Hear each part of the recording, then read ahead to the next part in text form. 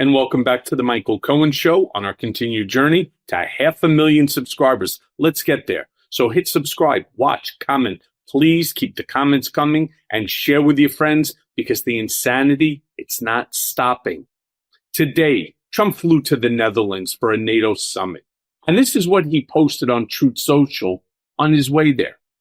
In it, he turns around and he writes, heading to NATO where, at worst, it will be a much calmer period than what I just went through with Israel and Iran. Yeah, that's true. I look forward to seeing all of my very good European friends and others. Hopefully, much will be accomplished. You know, Mr. President, we all hope so too. And if you don't, shame on you. Trump also spoke with reporters on Air Force One. A reporter asked him if he would be okay with language about Russian aggression in the summit declaration. No, they really did. They asked that question. Play the clip. Mr. President, if there's language in the final summit declaration about aggression by Russia, would you be okay with that kind of language? Well, I'll have to take a look at it, but, I'd like to see a deal with Russia. As you know, Vladimir called me up. He said, can I help you with Iran? I said, no, I don't need help with Iran. I need help with you. And I hope we're going to be getting a deal done with Russia. It's a shame. 6,000 soldiers died last week. More, 6,500 soldiers died last week. Russia, Ukraine, a war that never would have happened if I was president. So enjoy your flight. Let me ask you one more follow-up. Yeah. In your comments just now about Article 5, that will probably make some people in Europe concerned. Can you clarify what you mean? Are you still committed to mutual defense? I'm committed to saving lives. I'm committed to life and safety. And I'm going to give you an exact definition when I get there. I just don't want to do it on the back of an airplane. Okay. And one other. Yeah. Smart. Meanwhile, Trump was again asked about Article 5 of NATO, which says that an armed attack against one member is considered an attack against all members. Play that clip. We should pay what everyone else, they're in Europe, we're not. A lot of that money goes to rebuilding their bridges, their roads, so it can take heavy equipment. And, we don't have any roads in Europe. We don't have any bridges in Europe. So, no, it wouldn't be quite the same thing for us. But we're with them. Are you still committed to Article 5 of NATO? It depends on your definition. There's numerous definitions of Article 5. You know that, right? But I'm committed to being their friends. I've become friends with many of those leaders, and I'm committed to helping them. What do you want the role of NATO to be going forward once these other countries are spending more? By having a unified system, I think we're going to have stronger peace, better peace, and I think we have that. Yeah. With all due respect, there's only one definition of Article 5. It's not like you get to pick and choose different parts. To be very honest with you, I'm not even sure why he goes to the back. I know he gets bored on these flights. Somebody should put on one of his two favorite movies, right? Like The Good, the Bad, and the Ugly, and then just let him sit down, relax, chill. NATO is going to be a pain in the ass, probably equal to that between Israel and Iran, because they're asking him questions that are, sophisticated, that require more than just an off-the-cuff statement. Trump was then asked if he would meet with Zelenskyy at NATO. Play that clip. Do you think you'll meet with Zelenskyy when you're there?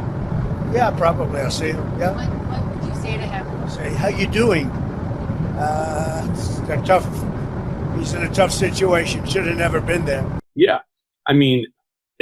Again, I know Trump. All right. And what I'm telling you is he's always trying to be playful. But right now for Zelenskyy, his country is on the brink of total disaster. By the way, so is Russia. Remember when Russia turned around and said this war will be over before the end of the weekend 2.5 years ago? Sure. How many thousands, 100,000s, maybe even close to 1 million soldiers, Russian, have died in this incursion? How are you doing? I don't know. I would say to him, if I was Zelenskyy, I don't know, Mr. President, how do you think I'm doing?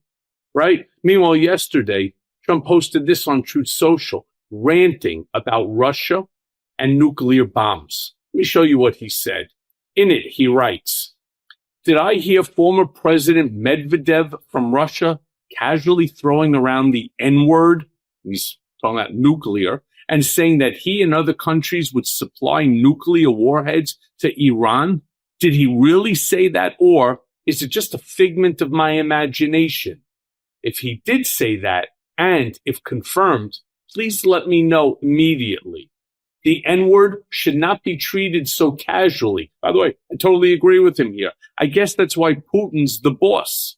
By the way, if anyone thinks our hardware was great over the weekend, far and away the strongest and best equipment we have, 20 years advanced over the pack, is our nuclear submarines. They are the most powerful and lethal weapons ever built, and just launched the 30 Tomahawks. All 30 hit their mark perfectly. So, in addition to our great fighter pilots, thank you to the captain and crew. Now, let me be very clear. He's issuing a warning to Russia. And not Medvedev. He's out. He was a placeholder for Putin, who wanted to and did actually accomplish rewriting the Russian constitution, which didn't allow a president to remain for more than 2 terms. Sound familiar? Now, meanwhile, last night, Peter Doocy explained that NATO leaders don't want to talk to Trump about the Russia-Ukraine conflict. Play that clip. And Jesse, good evening. A lot of the NATO leaders that are already here in the Netherlands for the summit would rather spend most of the time talking about Russian aggression. Of course, Russia is still waging a war on this continent. But if President Trump arrives tomorrow as scheduled, he's not going to have to hear much about that because the NATO organizers have slimmed down the schedule. So the only meeting he's really got to attend with the other leaders is going to be about increasing NATO spending. That is something he's been talking about for years. Right now, 22 of the 32 countries meet the current spending goal, 2% of GDP. President Trump is trying to push them to raise it to 5% of GDP. We expect most of the NATO partners to come here and say they will try to get there by 2035, except for Spain. The Prime Minister of Spain says they do not want to up defense spending to ensure protection for countries that are using harsh rhetoric. It doesn't sound like he appreciates the way that President Trump has been talking to the Iranians. Jesse. Well, we'll see what ends up happening. Don't be shocked. Don't be shocked. You heard it here first. If Trump ends up pulling out of NATO altogether. Meanwhile, on Air Force One, Trump is asked about his take on the oil price situation currently going. Wait till you hear this one. Play the clip. Okay. And one other question on energy. What's your take on the oil price situation right now, and are you concerned? I love it. It dropped almost $10 yesterday.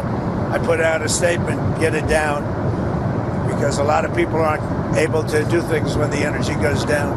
We're going to have a lot less conflict. So it came down, and our energy department's doing a great job. We're drilling like we've never drilled before. We're keeping it down. We're going to keep it down until all these wars are settled. Thank you very much, everybody. I'll see you. Yeah, I'm not so sure. It's not so much about drilling the oil that makes the price go up or down. It's the refinement. But either way, I understand his point. Trump posted this morning that he made sure that China, and this I don't understand, right? In one way, you want to sort of reduce the amount of money that they have in order to use for these conflicts, to get into these wars. But he posted it this morning that he's making sure that China is still going to buy its oil from Iran. In it, he turns on the words, China can now continue to purchase oil from Iran. Hopefully, they will be purchasing plenty from the United States also. It was my great honor to make this happen. Now, I have to be honest with you. I'm not 100% certain I understand what he did or did not make happen here. I mean, we're not talking about China, who listens to the United States or anyone for that matter. By the way, same holds true for Iran. I'm so confused. You know, as I start out in my Substack, obliterated or overstated, on the world stage, words have consequences. So when the president of the United States announces things like, for example, Iran's nuclear program has been obliterated, the international community should pause, pay attention, And most importantly, ask for proof. Same thing here. What proof are you talking about? Meanwhile, Jesse Waters claimed that China and other important foreign entities were now on watch because of everything Trump accomplished with Iran and Israel. Play the clip. And China's watching. The cartels are on notice now. And even Denmark probably won't put up much of a fight over Greenland. And even in the trade negotiations, this gives the president a little bit more leverage because it's not like we're going to drop bunker busters on Germany. But when you are willing to go to this extreme for something you believe in, the people that are at the negotiating table are going to take notice. I'm sure Lutnick is going to exploit this. The fact that Jesse Waters is even allowed to speak, he could seriously be one of the most demented and stupid individuals of all time. It's just not the way diplomacy works. It's not the way governments work. And yeah, they're definitely watching what Trump is doing, no doubt. But I don't know. The only country to ever drop a nuclear bomb, an atomic bomb, not once but twice, is the United States many years ago. And yet the world watched, and the world still acts the way the world still acts. His entire premise is just bullshit. Meanwhile, Trump truly is not popular. He's just not too popular with many of the foreign leaders. Now, Pakistan actually recommended Trump for a Nobel Peace Prize, but then, 24 hours later, went ahead and condemned Trump for his attack on Iran. Meanwhile, I want to end by showing you part of the New York Times article. And in this article, it broke down what foreign leaders are saying about the potential ceasefire with Iran and Israel. Let me start by showing you the first one. In it, it turns around and says, this is from Qatar. The ceasefire was in a gray area. Sheikh Mohammed bin Abdulrahman, Prime Minister of Qatar, told a news conference on Tuesday. Here's the quote. No party wants to be the party that was hit last, he said. Qatar's emir helped negotiate the ceasefire, he said, adding that we hope to see truly is a serious ceasefire with the parties acting responsibly. Second one turns around and it goes on to say, is the European Union. Reports of missile fire underscore just how fragile the ceasefire potentially remains, Anwar El-Anouni, an EU spokesperson for foreign affairs, said during a news conference. We do call on Iran to engage seriously in a credible diplomatic process, he added. Third one turned around, this is Russia. Dmitry Peskov, spokesperson for President Vladimir Putin, said the Kremlin hoped the ceasefire would prove durable. If a ceasefire has indeed been achieved, then that can only be welcomed, he said. Russia and Iran are close allies, and Mr. Putin met with Iran's foreign minister in Moscow on Monday, but there was no immediate indication that Russia had been involved in the diplomacy that led to the ceasefire announcements. Why not? Meanwhile, France went on to say, this is President Emmanuel Macron. He praised Mr. Trump's announcement that a ceasefire had been agreed, but he said, and this is what he said, quote, the situation remains volatile and unstable. And speaking to reporters during a visit to Norway, Mr. Macron said, the last minutes have shown that the situation remains very fragile. Finally, Germany. Chancellor Friedrich Merz said that he welcomed Mr. Trump's announcement and urged Israel and Iran to heed it. The United States and European countries would discuss ways to stabilize the situation later on Tuesday on the sidelines of the NATO summit. Now, let me be very clear here, all right? None of these statements emphatically support the allegations. I personally hope that they are true for many reasons. But if they're not, it's a real problem, because basically what it's telling you is that the words that we hear from the mouth of our president and our elected leaders can't be trusted. You know what can be trusted? Michael Cohen, this show, And as always, thanks for listening. Hey, everyone. First of all, thanks for watching. I mean, we're going to be posting daily episodes with reactions and talking about politics. We'll be talking about everything, in fact. So please like and subscribe. Join us on this journey.